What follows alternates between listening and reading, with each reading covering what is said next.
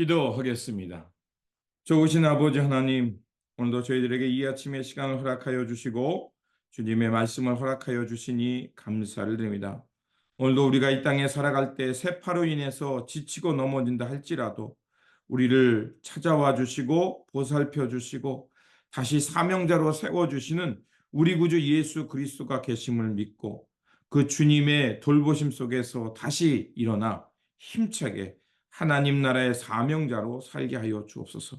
그래서 우리에게 맡겨진 사명 잘 감당하면서 우리 구주 예수 그리스도의 영광을 드러내며 하나님의 나라를 이루어가는 주님의 신실한 종들 되게 하여 주옵소서. 말씀으로 나아갑니다. 우리에게 큰 깨달음을 주시옵소서. 우리 구주 예수 그리스도 이름으로 기도드립니다. 아멘. 오늘 우리에게 주신 말씀은 열왕기상 20장 35절에서 43절입니다. 예언자의 무리 가운데서 어떤 예언자가 주님의 명령을 받고서 동료에게 자기를 때리라고 말하였으나 그 동료가 때리기를 거절하니 그 예언자가 말하였다. 내가 주님의 말씀에 순종하지 않았으니 내가 나를 떠날 때 사자가 너를 죽일 것이다. 과연 그 사람이 그를 떠날 때 사자가 나타나서 그를 죽였다. 그 예언자가 또 다른 사람을 만나서 자기를 때리라고 말하였다. 그러자 그 사람은 예언자를 때려서 심한 상처를 입혔다. 그 예언자는 분대로 눈을 감아서 위장을 하고는 길목으로 가서 왕을 기다렸다. 왕이 그대로 지나치려고 하니 예언자는 왕을 부르며 말하였다. 임금님의 종인 제가 전쟁터에 갔습니다. 그런데 어떤 사람이 저에게로 포로 한 명을 데리고 와서는 그 사람을 감시하라고 하였습니다. 포로가 도망을 하면 제가 대신 죽든지 아니면 은 한 달란트를 물어내야 한다고 하였습니다. 그런데 임금님의 종이 소인이 이 일 저 일을 하는 동안에 그 포로가 없어지고 말았습니다. 그러자 이스라엘 왕이 그에게 말하였다. 내가 받아들인 것이니 벌금을 물어야 한다. 그 예언자는 그의 눈에 감은 붕대를 급히 풀었다. 그때야 이스라엘 왕은 그가 예언자 가운데 한 사람임을 알았다. 그 예언자는 왕에게 이렇게 말하였다. 주님께서 이렇게 말씀하셨습니다.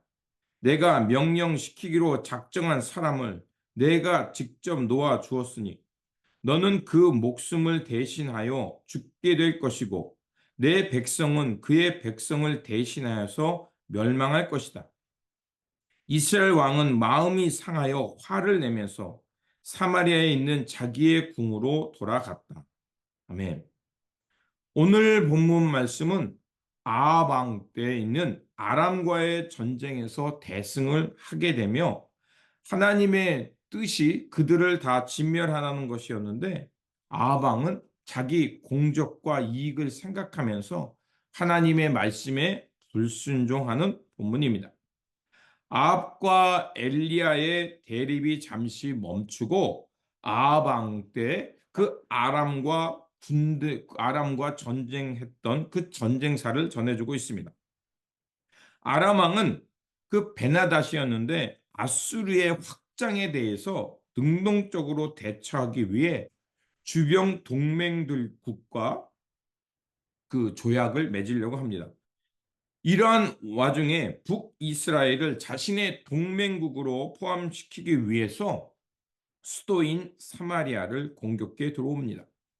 그리고 베나다 왕은 아합 왕에게 항복을 요구하면서 은, 금, 처, 자녀들까지 모두 자기에게 귀속시키라고 합니다.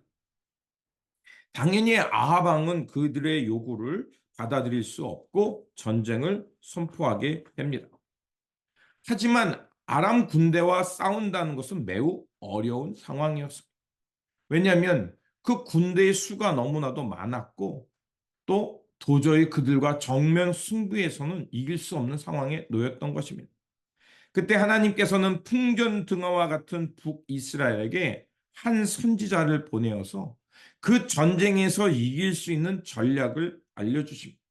그래서 그 전략 덕분에 두 번에 걸쳐서 대승을 이루게 됩니다. 그런데 문제는 북이스라엘이 이렇게 대승을 했을 때 하나님께로 돌아갔으면 좋은데 그들이 또 아합 왕이 그 하나님의 영광을 가로채서 자기의 공적으로 삼으려고 합니다. 비록 북이스라엘이 하나님을 떠나 우상 가운데 살았지만 하나님은 그들이 고난을 당할 때 그들을 외면치 않음을 오늘 본문은 우리에게 말해주고 있습니다. 그래서 그때라도 아합 왕이 돌아가서 하나님을 향해 살았다면 틀림없이 새로운 역사가 일어났을 것입니다.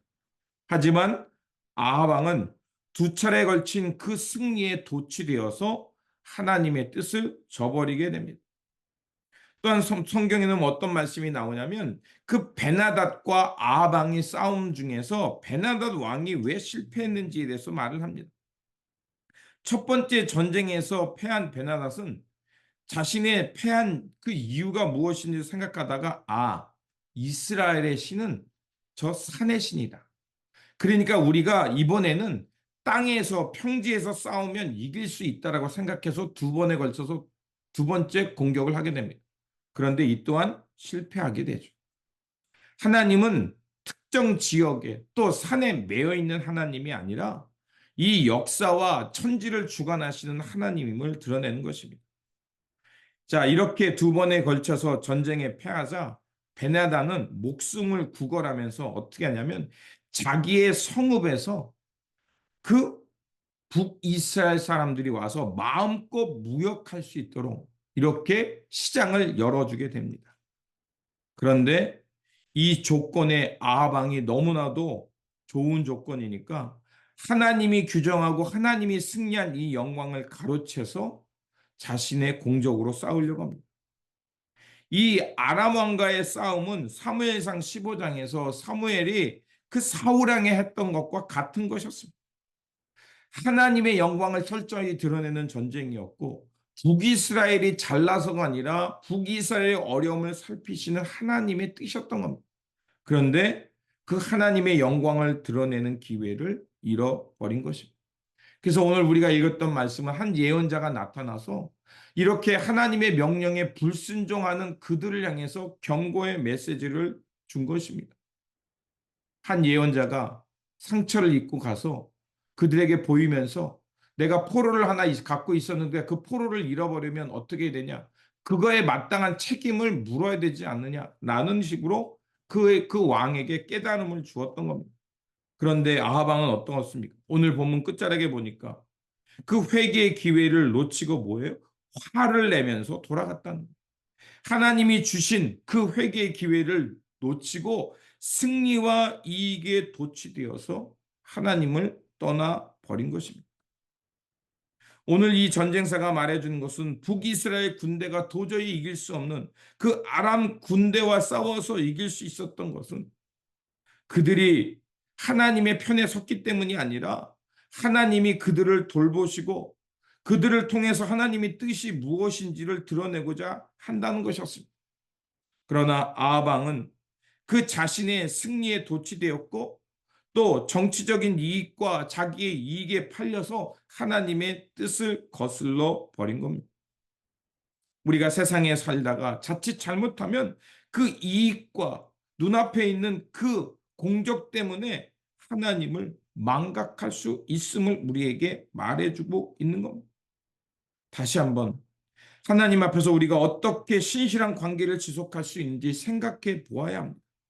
그러므로 세상의 승리, 눈앞의 큰 이익 때문에 하나님을 망각하지 않도록 깨어 기도해야 할 것이고 언제 어디서나 하나님과 친밀한 관계 속에서 하나님의 뜻을 잘 헤아리면서 하나님의 말씀에 바르게 순종하며 살아가는 하나님의 거룩한 백성들이 되시기를 주님의 이름으로 축원드립니다. 기도하겠습니다. 신실하신 하나님, 사람의 불순종 속에서도 변함없이 자비와 긍휼을 베풀어 주시니 감사를 드립니다. 하나님, 우리 모두가 하나님을 향해 신실하게 살아갈 수 있도록 우리의 몸과 마음을 지켜 주시옵소서. 그래서 언제 어디서나 주님의 뜻, 주님의 마음을 먼저 헤아리는 사람이 되게 하시고 주님의 뜻하신 바에 바르게 순종하면서 주님의 영광과 하나님의 거룩한 뜻을 드러내며 살아가는 삶의 자리가 되게 하여 주옵소서. 혹 우리가 주님의 뜻을 저버리고 곁길로 갈 때 그냥 내버려 두지 마시고 성령님을 통해 깨어나게 하셔서 바른 길로 돌아와 바르게 순종하며 그 선한 역사를 향해 살아가는 하나님 앞에서 깨어있는 종이 되게 하여 주옵소서. 우리 구주 예수 그리스도 이름으로 기도드립니다. 아멘.